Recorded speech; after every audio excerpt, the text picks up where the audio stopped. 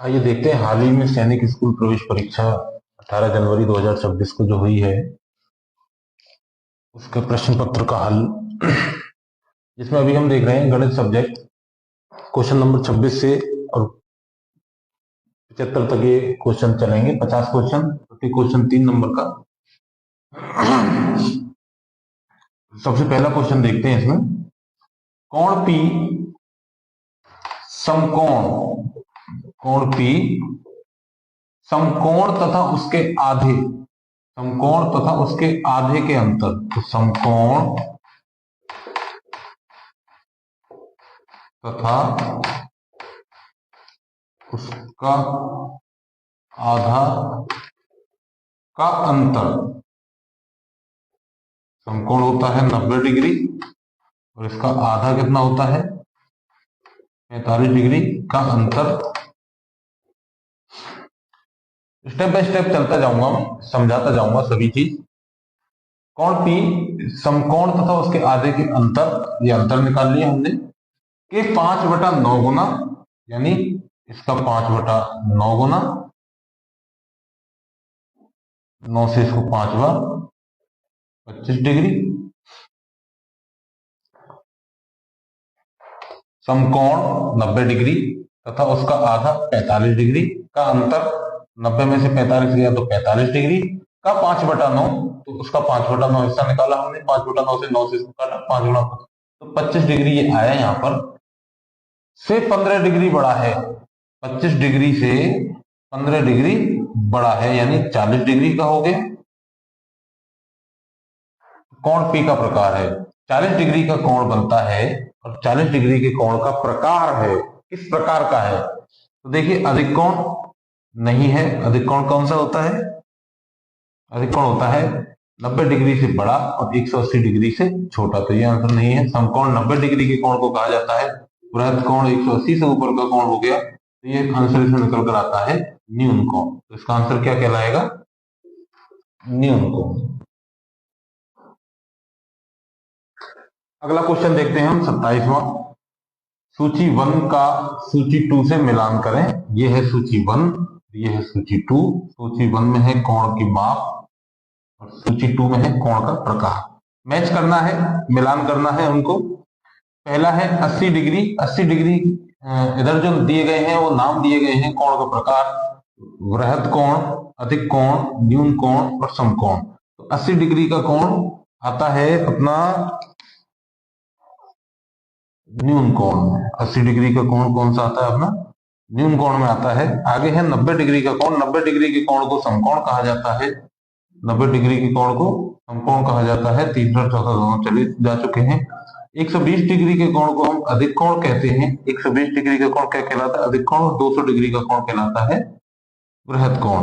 अब यहाँ पर हमको जो ऑप्शन, ये ऑप्शन दिए गए हैं, दिए गए विकल्पों में से सही उत्तर का चयन कीजिए। ऑप्शन को बड़े सोच समझ के हमें यहाँ चूज करना होता है। इसके आने के बावजूद भी कई बार बच्चे कंफ्यूज होकर ऑप्शंस में भी गलत कर जाते हैं। ए को मिला है 3 नंबर, सबसे पहले हम देखेंगे ए को मिला है 3 number, A3, A3, A4, A1। ये दोनों ऑप्शन गलत, गलत को पहले हटा देंगे तो जल्दी आंसर मिलने के और गलती नहीं होने के चांस बनते हैं। बी को मिला है 4, ए को 3 और बी को 4, ये दोनों तो चले गए। ए को 3, बी को 4, ये दोनों भी सेम है अभी तक। 120 डिग्री के कोण को कहा जाता है अधिक कोण, तो सी को मिला है 2, सी को 1, सी को 2, सी को 1, ये गलत। सी को 2 और लास्ट में क्या बचता है, डी को 1, डी को 1, तो ये ऑप्शन हमारा सही इसमें बैठता है। आइए देखते हैं क्वेश्चन नंबर 28। सूची 1 का सूची 2 से इसमें भी मिलान करना है। जहां ओ वृत्त का केंद्र है, एक वृत्त बनाया हुआ है जिसमें ओ क्या है, केंद्र बिंदु है। सूची 1, सूची 2, सूची 1 में AC, AB, APC और OC, ये इनके नाम दिए गए हैं और सूची 2 से मिलान करना है। तो AC क्या है इसमें, ये देखते हैं हम। A से लेकर C तक क्या कहा जाता है इसको, जो भी वृत्त को एक साइड से काटती है उसको हम कहते हैं, रेड मार्कर किधर है, ये रहा, जीवा, क्या कहते हैं, जीवा। ए बी, ए बी क्या कहलाएगा, वृत्त का व्यास। ए पी सी, ये इसको कहा जाता है चाप। और ओसी, ओसी क्या कहलाएगी, वृत्त की त्रिज्या। यानी ए को मिला है 4 नंबर, ए को मिला है ए यानी ए सी, ए सी, ए सी को कम मिला है जीवा, तो ए को 4, ए1, ए4, ए4 और ए3, ये दो ऑप्शन गलत। ए बी को मिला है 3, यानी बी को मिला है 3, बी को 2, ये तो कल पहले सीख गया, बी को 3, बी को 3, दोनों में बी को 3 है। सी को मिला है 2, सी को 2 और सी को 1। इसमें हमारा आंसर ये निकल कर आता है। ये देखते हैं क्वेश्चन नंबर 29। नीचे दो कथन दिए गए हैं, नीचे दो कथन दिए गए हैं, कथन 1 और कथन 2। कथन 1 में क्या कहा गया है, वृत्त का केंद्र उसके अंत्य भाग में स्थित होता है। ये एक वृत्त है, केंद्र यहां होता है, अंत्य भाग का मतलब अंदर का भाग, तो वृत्त का केंद्र उसके अंत्य भाग में स्थित होता है। तो ये कथन बिल्कुल सही है, ये कथन बिल्कुल सही है, क्योंकि वृत्त का केंद्र उसके अंत्य भाग यानी उसके अंदर के भाग में स्थित होता है। कथन 2 पर हम विचार करें, गौर करें, देखिए क्या होता है। वृत्त की त्रिज्या उसके व्यास की दोगुनी होती है। कई बच्चे इसमें कंफ्यूज हुए और कई बच्चों ने इसका गलत आंसर भी दिया है। क्या कहा गया है, वृत्त की त्रिज्या, ये वृत्त है एक और इसकी एक त्रिज्या, त्रिज्या क्या होती है, जो केंद्र से परिधि तक एक लाइन जाती है उसको त्रिज्या कहा जाता है। ठीक है, तो वृत्त की त्रिज्या उसके व्यास की, तो वृत्त का व्यास क्या होता है, ये पूरी लाइन क्या होती है, वृत्त का व्यास होता है। तो वृत्त के व्यास की यानी उसके व्यास की दोगुनी होती है। ये कथन गलत है, असत्य है। क्यों कि वृत्त की जो त्रिज्या है वो व्यास की दोगुनी नहीं, जबकि इसका उल्टा होता है, व्यास जो है वो त्रिज्या का दोगुना होता है। तो ये कथन जो है वो असत्य है। तो इसमें ऑप्शन जो दिए गए हैं उनके हिसाब से अपन देखते हैं। तो कथन 1 और 2 दोनों सत्य हैं, नहीं, पहला ऑप्शन कथन 1 और 2 दोनों सत्य नहीं है। कथन 1 सत्य है और 2 असत्य है, कथन 1 सत्य है और 2 असत्य है। अगला ऑप्शन देखते हैं, कथन 1 और 2 दोनों असत्य हैं, नहीं, ऐसा भी नहीं है, एक सही है, गलत है। कथन 1 असत्य है और 2 असत्य है, ये भी गलत, ये भी गलत। कथन 1 असत्य है जबकि कथन 1 सही है और 2 असत्य है। तो इसमें आता है ऑप्शन नंबर आपका 2।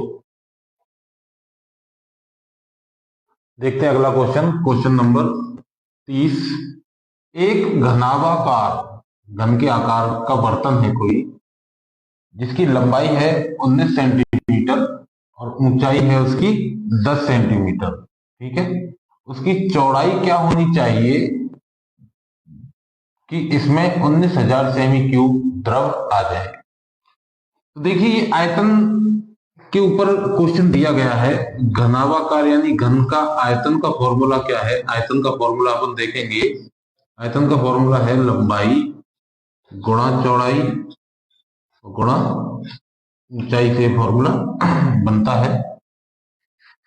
हमारे पास लंबाई और ऊंचाई दे रखी है और हमें घन का आयतन ज्ञात करना। घन का आयतन भी दे रखा है हमको 19,000 सेमी क्यूब और लंबाई हमको दे रखी है इसकी 19 सेमी और चौड़ाई हम मान लेते हैं इसकी x और ऊंचाई इसकी मान लेते हैं, हम मान क्या लेते हैं, ऊंचाई दी हुई है इसमें 10 सेमी। तो 19,000 सेमी बराबर हो गया आपके 19 और गुणा 10 हो गया आपका 190 और x की वैल्यू के लिए ये गुणा के रूप में है तो 190 को इधर भेजेंगे हम, 19,000 बटा 190 तो बराबर क्या हो गया ये x के। 190 से 190 को एक बार काटा, क्या बचा, तो x बराबर आया यहाँ पर 100। क्योंकि ये भी सेमी में है ये भी सेमी में है तो ये आंसर आएगा सेमी। ऑप्शन में देखते हैं 100 सेमी है क्या। ऑप्शन में अपन देखें तो पहला है 1 मीटर, दूसरा है 1000 सेमी, तीसरा है 19 मीटर, चौथा है 190 सेमी। 190 सेमी इसका गलत आंसर है, 19 मीटर भी इसका आंसर नहीं है, 1000 सेमी इसका आंसर नहीं है, इसका आंसर है 1 मीटर। अब 1 मीटर क्यों? क्योंकि 100 सेंटीमीटर बराबर होता है 1 मीटर के, इसमें आंसर क्या हो गया? 1 मीटर।